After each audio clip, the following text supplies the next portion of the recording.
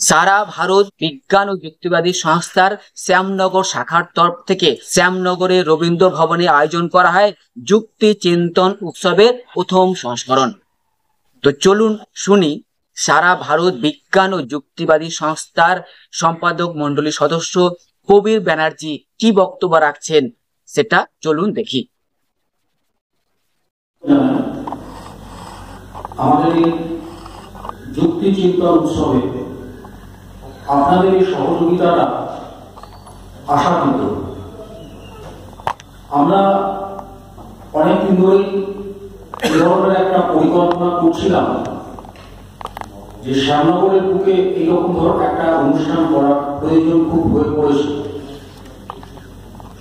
যেভাবে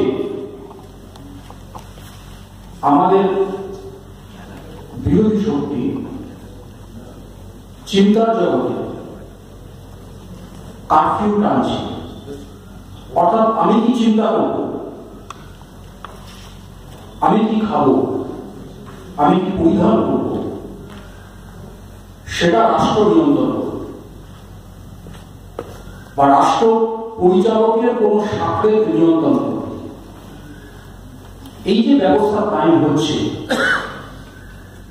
এবং যেখানে বেনিয়মটাকে মান্যতা দিতে রাষ্ট্র প্রয়োজনে আইনের প্রয়োগ করবে, এইরকম একটা অবস্থার মধ্যে আমাদেরকে এখন চলতে হচ্ছে। আমরা ছোটবেলায় যখন আমরা পড়াশোনা করতাম তখন আমাদের অনেকেরই টার্গেট ছিল, তখনকার শিক্ষা ব্যবস্থা এখনো আছে, যে আমরা অ্যাটলিস্ট জয়েন্ট এন্ট্রান্স পরীক্ষায় চান্স পেয়ে কোনো ডিগ্রি ইঞ্জিনিয়ারিং কলেজে, অ্যাটলিস্ট ডিপ্লোমা ইঞ্জিনিয়ারিং কলেজে, তার থেকে যাদের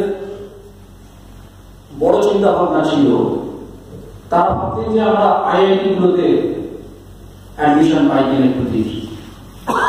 তাহলে সেই সময় থেকেই আজ অব্দি একটা শ্রদ্ধা, একটা লক্ষ্য তৈরি হয়ে গেছিল যে আমাদের পশ্চিমবঙ্গের মধ্যে খড়গপুর আইআইটি কলেজ আছে, ইন্ডিয়ান ইনস্টিটিউট অফ টেকনোলজি, তার উপর আমাদের একটা আস্থা আছে। তো তারা যখন কোনো কিছু বলে, তারা যখন কোনো কিছু সিদ্ধান্ত নেয়, স্বাভাবিকভাবেই মনে হতে পারে যে সেই চিন্তা ভাবনাটা অনেকটাই বিজ্ঞানসম্মত। সেটা আপনি আমি যেরকম জানি, রাষ্ট্র কিন্তু জানে। এমন একটা লোককে দিয়ে এমন একটা কথা বলানো বা এমন একটা সংস্থাকে দিয়ে এমন একটা কথা বলানো যে সেই কথাটা একটা গুরুত্ব, একটা মান্যতা, স্বাভাবিক জনজীবনে তার প্রভাব, এটা তারা হিসেব করেই বলেন। সেই রকম একটা পরিকল্পনা আমাদের শাসক শ্রেণী করেছে। তারা ইদানিংকালে খড়গপুর আইআইটি দিয়ে একটা ক্যালেন্ডার প্রকাশ করল। সেটা আমাদের centre for excellence Indian knowledge সিস্টেমকে ডেডিকেট করে একটা লেখা প্রকাশ করেছে। সেখানে তারা বলছে যে বেদের যুগে, মানে আমাদের যে আর্যরা, তারা বহিরাগত এরকম কোন তথ্য নাকি তারা পাচ্ছেন না, তারা মাইগ্রেটেড, এতটাও তাদের মনে হচ্ছে না। এমনকি তারাই হচ্ছে ভারতের এক অরিজিনাল, মানে আদিম অধিবাসী। এই যে ভাবনা, আমরা যেটা জানি, আমাদের এই জানাটাকে গুলিয়ে দেওয়া এবং অন্য একটা মতবাদকে প্রতিষ্ঠা করবার জন্য একটা শিক্ষা প্রতিষ্ঠান যা একটা গুরুত্ব এই সারা ভারতবর্ষের মধ্যে আছে, সেই শিক্ষা প্রতিষ্ঠানকে দিয়ে এই কথাটা বলিয়ে নেওয়া যে আর্যরাই ভারতের আদিম অধিবাসী।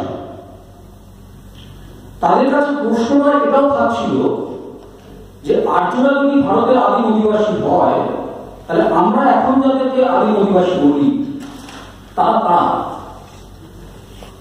তার উত্তরটাও তারা সেই লেখার মধ্যে দিয়েছে। তারা বলছেন যে ওরা আসলে আদিবাসী নয়, ওরা হচ্ছে বনবাসী, অসভ্য। তাহলে আমাদের এই যে ধারণা, সেই ধারণাটাকে পরিবর্তনের একটা পরিকল্পনা, সেটা কিন্তু অনেক গভীর স্তর থেকে হচ্ছে, এটা আপনাদের ভাবতে হবে। অর্থাৎ আমি প্রথমেই যেটা বললাম, চেতনার জগতে একটা আঘাত, মানুষের চিন্তা চেতনাকে গুলিয়ে দেওয়ার একটা প্রবণতা রাষ্ট্র অনেক পরিকল্পনা করেই করছে, এবং একটা টিম নিয়ে তারা নেমেছে। তাদের অনেকগুলো উইং আছে, যে প্রথমে আসবে তারা একটা পরিবেশ তৈরি করবে, সেই পরিবেশে আবার একটা রাজনৈতিক দল আসবে, সেই রাজনৈতিক দল ক্ষমতায় আসবে এবং তারা শাসন ব্যবস্থায় উপনীত হবে, এবং শাসন ব্যবস্থায় উপনীত হওয়ার পর তারা শিক্ষাক্ষেত্র এবং স্বাস্থ্যক্ষেত্র এবং চেতনার যে স্তরগুলো আছে সেগুলোকে তারা নিয়ন্ত্রণ করবে। এই যে আঘাতটা বিগত 10 বছর ধরে হচ্ছে, তার আগেও হয়েছে, কিন্তু সেখানে রাষ্ট্র যতটুকু আবরণ রেখেছিল, এরা এসে সেটুকু রাখারও আর প্রয়োজন মনে করছে না। এই জায়গায় দাঁড়িয়ে আমরা বিজ্ঞান সংগঠনরা সংগঠিতভাবে কিছু করার যেটা দায়বদ্ধতা অনুভব করছি, তার মধ্যে সব থেকে বেশি আমার মনে হয়, যেটা আগের বক্তারাও বলেছেন, যে স্কুল লেভেলে আমরা জানি না, আমরা অনুপ্রবেশ করার পর রাষ্ট্র সেটাকে অনুভব করার পর আমাদের কতটা কি কাজ করতে দেবে, তবু আমরা চেষ্টা করতে পারি আগামী প্রজন্মকে তৈরি করবার জন্য। বিজ্ঞান মনস্কতা একটা প্রসার বিদ্যালয় স্তরে করে নেওয়ার একটা আসল প্রয়োজন আছে। তার কারণ হচ্ছে তারা সমস্ত স্তরে, মানে বিবর্তনের ইতিহাসটাকেও তারা বিকৃত করছে। তারা তাদের মতো করে বিবর্তনের ইতিহাসটাকে রিপ্রেজেন্ট করছে শিক্ষা স্তরে। সেখানে যেটা ডারউইনের যে অরিজিনাল মতবাদ, সেটাকেও বিকৃত করার চেষ্টা করা হচ্ছে। জ্যোতিষের মতো একটা অবিজ্ঞান বা অপবিজ্ঞানকে এমনকি স্নাতক স্তরে সেটাকে পঠন পাঠনের ব্যবস্থা করা হচ্ছে, এবং এগুলো করা হচ্ছে কোন রকম বিরোধিতা ছাড়াই। কারণ ভোট ব্যবস্থায় যে সমস্ত রাজনৈতিক দলগুলো আছে, আমাদের এই গণতান্ত্রিক ভোট ব্যবস্থায় যে রাজনৈতিক দলগুলো এখন আছে, মতবাদের দিক থেকে তারা খুব একটা কেউ দূরে নেই।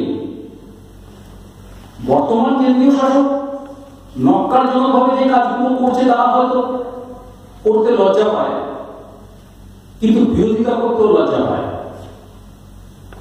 সেই জন্য তাদের মধ্যে ভোটে জেতার জন্য একটা চরম হিন্দুত্বের পাশাপাশি তারা নরম হিন্দুত্বে বিশ্বাস করে। অর্থাৎ আমি এই ব্যবস্থাতেই আছি, এই ব্যবস্থা খুব একটা বদল আমি চাই না, এই ব্যবস্থার মধ্যেই থাকবো, তো তোমাদের সেই ব্যবস্থার মধ্যেই আমি রাখবো, আমি ওর থেকে ভালো, অর্থাৎ আমি অতটা খারাপ নই, এইরকম একটা ধারণা তৈরি করার পাশাপাশি তাদের সমর্থন করবার জন্য বিভিন্ন গণসংগঠনগুলোকেও তারা মাঝে মাঝে আহ্বান জানায়। আমরা বিরোধিতা সেই লেভেলেই করব, অর্থাৎ শিক্ষার মধ্যে অপবিজ্ঞানের প্রবেশকে এই বিজ্ঞান সংগঠনগুলোকে রুখে দিতে হবে। এটা আমরা সম্মিলিতভাবেই করব, কারণ আমরা জানি যদি আমরা আজকে সেটাকে রুখে দিতে না পারি, তাহলে রাষ্ট্র যেটা চায় যে মানুষ পরজন্মে বিশ্বাস করুক, ভাগ্যে বিশ্বাস করুক, ঈশ্বরে বিশ্বাস করুক, আত্মায় বিশ্বাস করুক, সেই ব্যাপারটাই তারা সফল হবে এবং শাসন ব্যবস্থায় থাকতে এই বিশ্বাসগুলো অনেকটাই তাদের সাপোর্ট যোগায়। কারণ তখন মানুষ অনেক বেশি করে তার বর্তমান অবস্থার জন্য ভাগ্যকে দায়ী করে, কর্মফলকে দায়ী করে এবং দায়ী করে তার অন্য কোনো একটা বিষয় যেটার সঙ্গে আধ্যাত্মিকতা, অলৌকিকত্বের কোনো একটা সম্পর্ক আছে, এবং তাতে করে রাষ্ট্র এইগুলোকে তাদের সেফটি ভাব করে রেখে দেয়।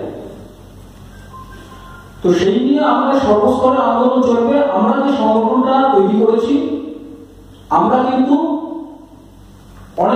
অনেকগুলো ব্যাপার এর মধ্যে রেখেছি। আমরা কিন্তু শুধুমাত্র বিজ্ঞান আন্দোলন করবো বলে এই সংগঠনটা সেইভাবে তৈরি করিনি। আমরা শ্রমিকদের কথা ভেবেছি।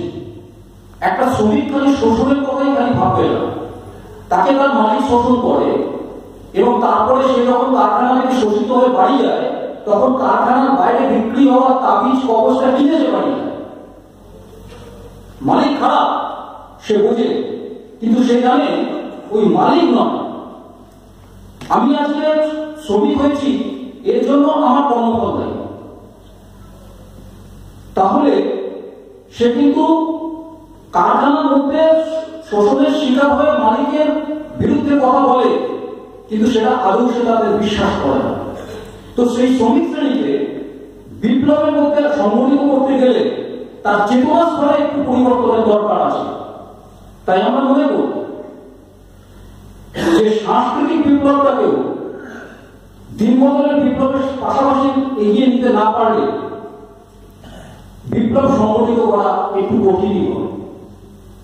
আমরা ছাত্রছাত্রীদের কথা ভেবেছি, স্কুল লেভেলে গিয়ে তাদের চিন্তা চেতনা জগতে পরিবর্তনের জন্য কিছু আমরা ভেবেছি। সেটাও আমাদের করতে হবে, যেটা আমি প্রথমে বললাম। আমরা নারী চেতনার কথা ভেবেছি। তারা খালি নিজেদেরকে বিপ্লবের স্তরে নিয়ে যেতে পারছে না এবং শুধুমাত্র কিছু অনুদান নির্ভরতা তাদেরকে সংগঠিত করতে পারছে না। বিপদকালীন ব্রত করলে তারা যে কোনো বিপদ থেকে রক্ষা পাবে, হনুমানজির পুজো করলে তারা অর্থ উপার্জন করতে পারবে তার স্বামী। এই যে চেতনা স্তরটা, এটা একটা উন্নতির দরকার আছে এবং সেই জন্য সমস্ত স্তরে, সমস্ত শ্রেণীতে বিজ্ঞান চেতনা প্রসার একটা প্রয়োজন, যেটা আমরা সংগঠনগতভাবে অনুভব করেছি। তো এখানে অন্যান্য সংগঠন আছেন, তারা আশা করি আমাদের সাথে সহমত হবেন। যদি দ্বিমত হন তাতে অসুবিধা নেই, সুস্থ বিতর্ক চলতে পারে আশা করবো এবং সবার কাছে আহ্বান রাখবো আগামী দিনগুলোতে সম্মিলিতভাবে যাতে কাজ করা যায়। ধন্যবাদ।